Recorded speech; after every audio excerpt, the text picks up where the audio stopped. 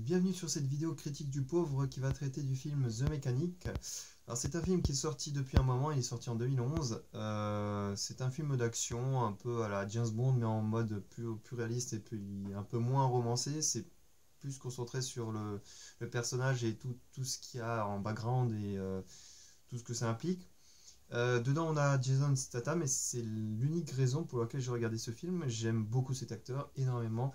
C'est un acteur qui, malgré les apparences, est très intellectuel. Pas forcément dans ses films et dans sa manière de jouer, bien que je vais revenir sur ça et je vais vous montrer que c'est pas forcément le cas. Dans ses films, il joue toujours des personnages assez muets, très distants, très badass, qui évitent le conflit. Enfin, disons que toujours des personnages qui cherchent à faire le moins de mouvements possible, un peu comme en physique, hein, la nature est feignante et nous sommes à l'image de la nature très feignants. Et lui, il l'est encore plus, même s'il peut défoncer tout le monde, il va pas le faire, il le fait juste qu'en dernier recours. Qu'est-ce que je peux dire sur le film? Alors le film, c'est un petit film, il n'a pas vraiment de grosse ambition, ça se concentre sur un personnage et ses actions. Et ces actions sont limitées. C'est par exemple, on prend un James Bond qui va sauver la planète entière ou tout un pays.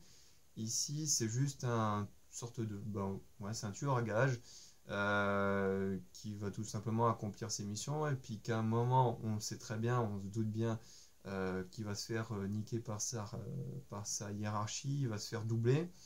Du coup, forcément, ensuite, il va repartir en cacahuète parce que forcément il n'a pas aimé le fait qu'il se fasse doubler, donc on sans doute il va buter tout le monde. Mais ce qu'il y a de plus intéressant, c'est de voir la relation qu'il y a entre le fils de son ami qu'il a tué. Alors c'est pas un spoiler parce que voilà, ça arrive dans les quelques premières minutes du film,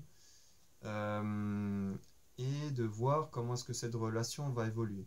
Et c'est vraiment ça tout l'intérêt du film. Et puis en même temps, ça essaie de dépeindre d'une manière très, très crédible et très réelle le milieu des tueurs à gages.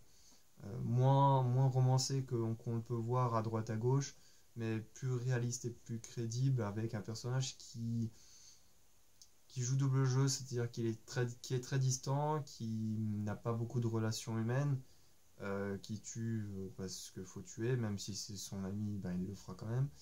Mais en même temps, il y a des petites touches très subtiles où on voit l'humanité du personnage, mais c'est vraiment très très subtil. C'est pas des montagnes, c'est pas des caisses, c'est pas c'est pas c'est pas Jason Statham.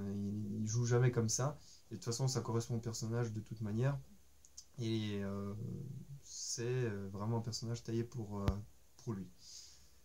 Donc du coup, je vais pas trop m'étendre, de toute façon je me suis pas assez attendu. Tout l'intérêt c'est vraiment de se poser dans le canapé, ne pas trop se prendre la tête. C'est un petit film, c'est bien monté par contre, ça c'est toujours un truc que j'ai remarqué dans tous les films où il joue. Les films sont pas ambitieux, ils vont pas vous révolutionner le cinéma, ni au niveau du scénario, ni au niveau de la technique de montage et d'action. Par contre, j'ai l'impression qu'ils tournent uniquement dans des films où les réalisateurs font des trucs jusqu'au bout. Ils font pas les choses à moitié, ils filment correctement, ils ont un certain savoir-faire. C'est du classique, c'est que du classique, mais c'est toujours bien fait. Toujours bien fini, bien filmé, bien monté, bien joué, bien scénarisé. C'est correct, il n'y a pas trop de faux raccords, ou alors c'est vraiment sur des détails à la con. Petit détail qui m'a un petit peu sauté après coup, c'est le fait que certaines scènes d'action sont un peu brouillons. On arrive globalement à suivre toute l'action qui se passe à l'écran, mais des fois on a un peu cette sensation que c'est brouillon, que c'est trop cuté, ça laisse pas assez de temps aux cascades et aux scènes de se dérouler sans qu'il y ait des cuts successives trop rapidement. Voilà, c'est le seul défaut, mais encore, je pinaille, le film, voilà, est bien monté. Donc je vous conseille de le voir, je vais de mon côté voir la suite et peut-être vous faire une critique du pot au-dessus. A plus.